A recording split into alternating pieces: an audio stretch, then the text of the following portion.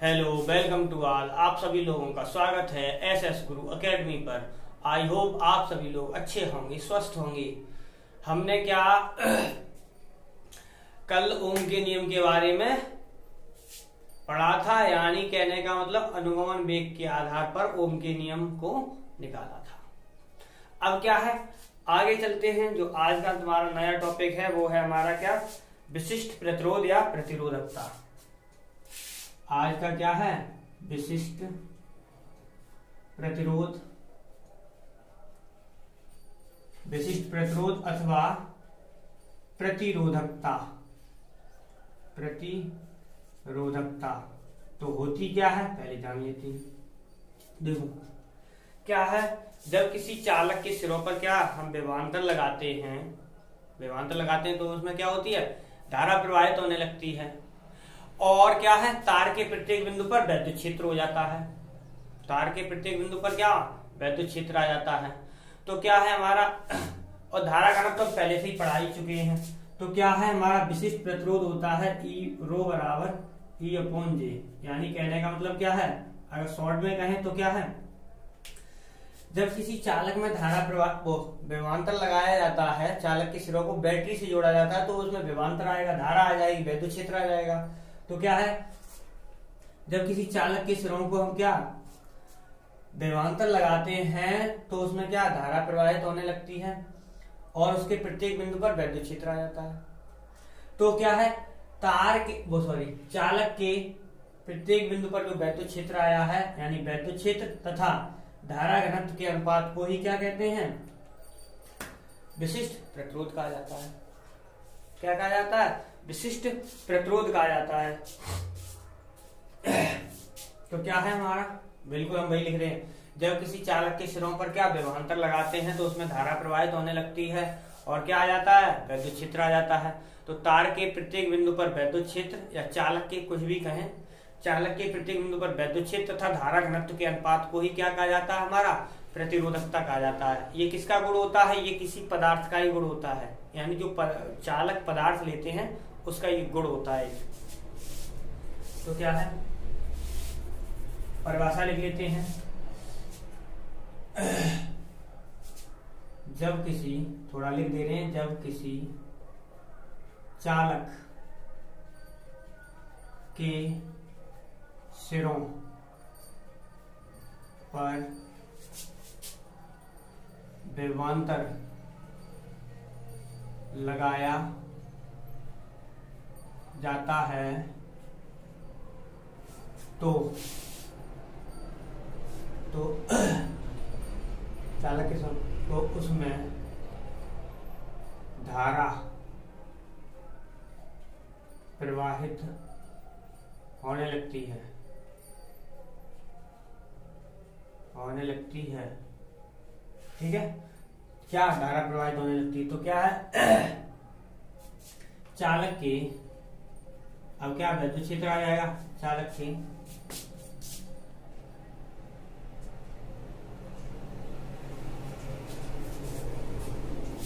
क्या है, चालक के किसी बिंदु पर वैद्युत क्षेत्र,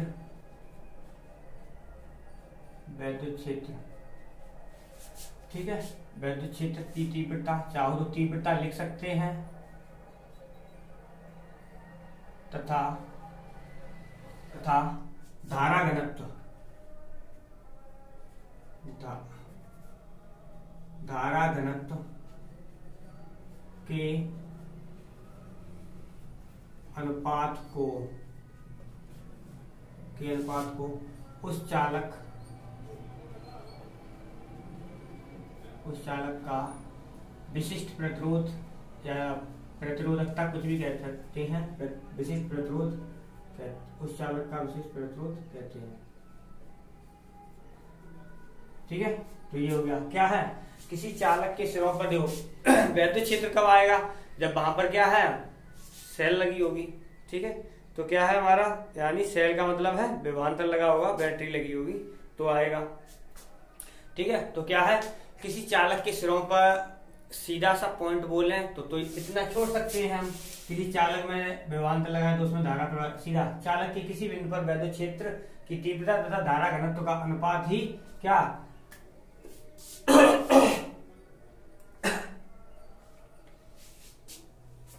उस चालक का विशिष्ट प्रतिरोध कहलाता है। अब क्या है मान लेते हैं माना किसी चालक में धारा I प्रवाहित होती है, उसके सिरों पर विभवांतर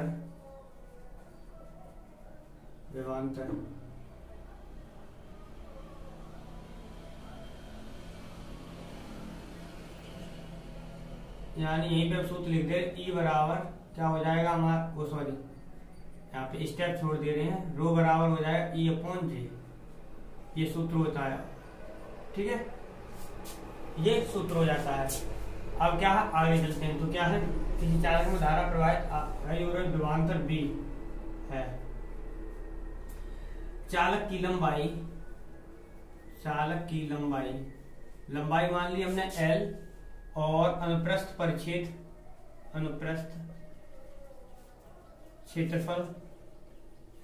क्षेत्रफल मान लिया A O। तो देखो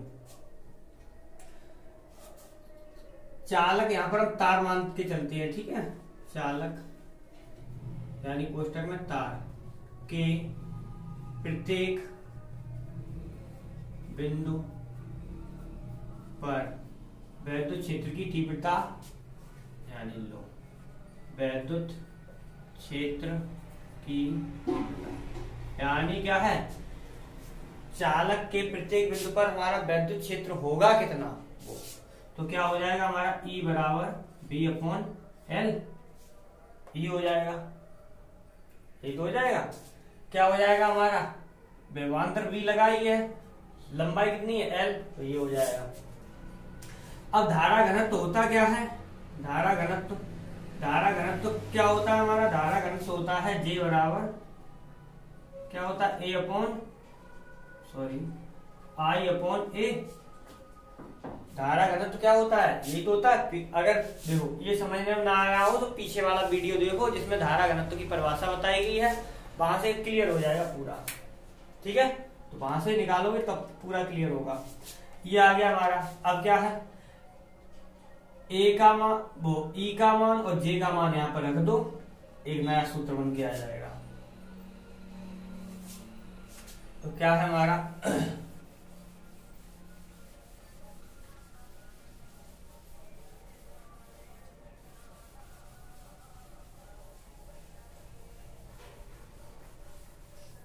देखो क्या आ जाएगा हमारा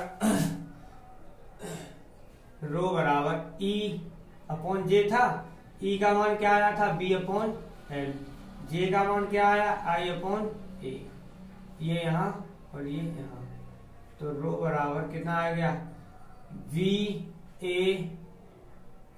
अपॉन क्या आ गया VAIL, ये तो आ गया। तो क्या है देखो ओम के नियम से, ओम का नियम क्या होता है, यही तो होता है। ठीक, इसकी जगह हम क्या लिख सकते हैं R, क्या होगा हमारा चालक का प्रतिरोध होगा वो, रो बराबर क्या हो जाएगा R A अपॉन, जहां R क्या होगा हमारा, R क्या होगा चालक का प्रतिरोध, और वो भी कौन सा वैद्युत वाला विशिष्ट प्रतिरोध तो पढ़ ही रहे हैं। ठीक, ये हो गया, एक सूत्र निकल आया तुम्हारा क्या, रो बराबर R A अपॉन। अब क्या है विशिष्ट प्रतिरोध की दूसरी डेफिनेशन देखते हैं यहीं से। जैसे सपोज करो L का मान 1 कर दें 1 मीटर, इसका कर दें 1 मीटर स्क्वायर, तो क्षेत्रफल है, तो रो बराबर क्या हो जाएगा R। इसका मतलब क्या है किसी चालक का विशिष्ट प्रतिरोध उस प्रतिरोध के बराबर होता है, किसी चालक का विशिष्ट प्रतिरोध उस प्रतिरोध के बराबर होता है जिसकी लंबाई 1 मीटर और उसका क्षेत्रफल कितना होता है हमारा 1 मीटर स्क्वायर होता है। उस चालक के प्रतिरोध क्या है? किसी चालक का विशिष्ट प्रतिरोध उस चालक के प्रतिरोध के बराबर होता है जिसकी लंबाई कितनी हो 1 मीटर हो और जिसका क्षेत्रफल कितना हो 1 वर्ग मीटर हो। इसे ऐसे बोल सकते हैं। दूसरे तरीके से कैसे बोलेंगे? किसी चालक का विशिष्ट प्रतिरोध 1 मीटर लंबे तथा 1 मीटर स्क्वायर क्षेत्रफल वाले चालक तार या चालक के प्रतिरोध के बराबर होता है। कैसे भी कह लो, क्या है? किसी चालक का प्रतिरोध 1 मीटर लंबे तथा 1 मीटर स्क्वायर क्षेत्रफल वाले चालक के तार के प्रतिरोध के बराबर होता है। ठीक है, तो ये हो गया। कैसे भी लिखना चाहो तो लिख लेना, हमने स्पीच कर दिया। ठीक है, परिभाषा होगी। अब यहां से देखो, एक नया निकालते हैं। अगर R बराबर निकाले तो क्या हो जाएगा हमारा रो L अपॉन क्या हो जाएगा हमारा A। क्या होता है? निश्चित ताप पर इसे माना जाता है नियतांक के बराबर। रो को निश्चित ताप पर एक नियतांक के बराबर माना जाता है, इसलिए क्या इसे नियतांक के बराबर मान लिया। तो क्या हम इसे ऐसे लिख सकते हैं? बिल्कुल लिख सकते हैं। ठीक है, लिख लिया। अब क्या है इसका मतलब क्या हुआ? यानी जो अब देखो, अगर एक ही धातु हो, धातु एक ही होनी चाहिए। एक तो पतला और लंबा तार हो और एक हो पतले का उल्टा मोटा और इसका छोटा। यानी कहने का मतलब क्या है? यहीं से पॉइंट क्या निकलता है? एक ही धातु के 2 तार हो, एक पतला और लंबा हो, दूसरा मोटा और छोटा हो, तो हमारा प्रतिरोध ज्यादा किसका होगा? इसका, लंबे और पतले का। क्या है? लंबे और पतले तार का प्रतिरोध उसी धातु के मोटे और छोटे तार की अपेक्षा ज्यादा होता है। ठीक है, ध्यान रखना। क्या लंबा और पतला जो तार होता है वो उसी धातु के मोटे और छोटे तार की अपेक्षा उसमें प्रतिरोध ज्यादा होता है। अब क्या है यहां से, यदि हमने क्या किया, तार को लिया, खींचकर लंबाई को 2 गुना कर दिया, तार लिया लंबाई को 2 गुना कर दिया, तो हमारा प्रतिरोध कितना हो जाएगा? अगर देखो लंबाई को 2 गुना करोगे तो जो प्रतिरोध होगा वो 4 गुना हो जाएगा। लंबाई को 2 गुना करोगे तो प्रतिरोध 4 गुना हो जाएगा। क्यों? क्योंकि यहाँ पर देखो क्षेत्रफल भी तो है, लंबाई तो कर रहे, क्षेत्रफल पे नहीं अंतर आएगा, क्षेत्रफल भी तो हो जाएगा। अब ये भी बता दो, लंबाई को 2 गुना करोगे क्षेत्रफल हो जाएगा आधा। लंबाई कितनी हो जाएगी? 2L, क्षेत्रफल कितना हो जाएगा? आधा। इसलिए ये क्या हो जाता है हमारा 4 गुना। अब क्या है, अगर लंबाई को हम क्या करते हैं, अभी खींचकर 2 गुना करें, अब क्या करें, तार को मोड़ के हमने क्या कर दिया? आधा कर दिया। अगर लंबाई को हम क्या कर देंगे? आधा कर देंगे, लंबाई को आधा कर देंगे तो क्षेत्रफल हमारा कितना हो जाता है? 2 गुना। क्षेत्रफल कितना हो जाता है? 2 गुना। इसलिए प्रतिरोध कितना हो जाता है हमारा? 1/4। 1/4 हो जाता है। क्या बताया मैंने? यदि तार को खींचकर लंबा कर दिया जाए तो उसका प्रतिरोध कितना हो जाएगा हमारा? 4 गुना, उसका 2 गुना। क्यों? क्योंकि लंबाई हो जाएगी 2 गुनी, क्षेत्रफल हो जाएगा आधा, इसलिए। और क्या है, अगर तार को लिया, मोड़कर दोहरा कर दिया, दोहरे का मतलब है उसके पार्ट को एक सिरे से मोड़ा, दो टाइम में कर दिया उसे। अब क्या हुआ, वहां पर क्या होगा, हमारी लंबाई तो हम आधा कर देंगे, लेकिन क्षेत्रफल कितना हो जाएगा हमारा? 2 गुना। इसलिए प्रतिरोध कितना हो जाएगा? 1/4 गुना। पहले प्रारंभिक प्रतिरोध की तुलना में 1/4 गुना हो जाएगा। अब क्या, ये हो गया। अब ये तो हमारा क्या विशिष्ट प्रतिरोध, हाँ विशिष्ट प्रतिरोध ये, और विशिष्ट प्रतिरोध का मात्रक क्या होता है हमारा? ओम मीटर। विशिष्ट प्रतिरोध का मात्रक क्या होता है हमारा? ओम मीटर। ये ध्यान रखना, 1 नंबर में कभी कभी आ जाता है, विशिष्ट प्रतिरोध का मात्रक क्या होता है? ओम मीटर। अब क्या है, ये हो गया। अब देखो हमारा विशिष्ट प्रतिरोध हो गया और विशिष्ट चालकता, जैसे वैद्युत प्रतिरोध था, वैद्युत चालकता थी, विशिष्ट प्रतिरोध हो गया, अब विशिष्ट चालकता देखो, विशिष्ट चालकता। तो विशिष्ट चालकता क्या होती है? तो विशिष्ट चालकता जो होती है वो होती है 1/ρ, यानी क्या है? विशिष्ट प्रतिरोध। विशिष्ट प्रतिरोध के व्युत्क्रम को ही क्या कहते हैं? विशिष्ट चालकता कहते हैं। ध्यान रखना, सूत्र क्या होता है हमारा? रो बराबर वो सिग्मा बराबर 1/ρ। ये रहा सिग्मा, ये रहा रो, चिन्हों का विशेष याद रखना। तो क्या है हमारा? किसी चालक की वो विशिष्ट चालकता क्या होती है? हमारे विशिष्ट प्रतिरोध के व्युत्क्रम को ही विशिष्ट चालकता कहते हैं। इसका मात्रक क्या होता है हमारा? प्रति ओम मीटर, प्रति ओम मीटर। ठीक है, ये इतना ही है, ज्यादा नहीं है। अगर इसकी विमा निकालनी हो तो अपना विमा निकालते रहना, ओम के लिए ओम की विमा निकालना या प्रतिरोध की विमा निकालना, वही मीटर की विमा निकाल के रख देना, आंसर आ जाएगा। ये हो गया विशिष्ट चालकता। अब क्या है हमारा? अब देखो ये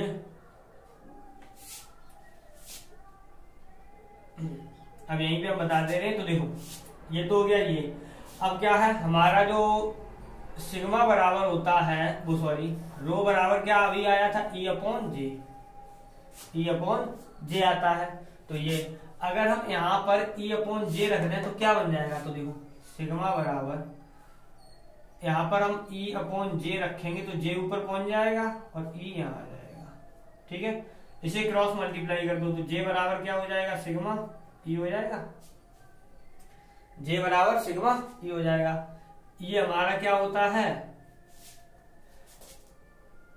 ठीक है, ये क्या होता है हमारा? देखो विशिष्ट चालकता और धारा घनत्व में संबंध आता है। क्यों? J क्या होता है हमारा? धारा घनत्व होता है। तो ये अगर इसे वेक्टर रूप में लिखते हैं तो क्या हो जाता है?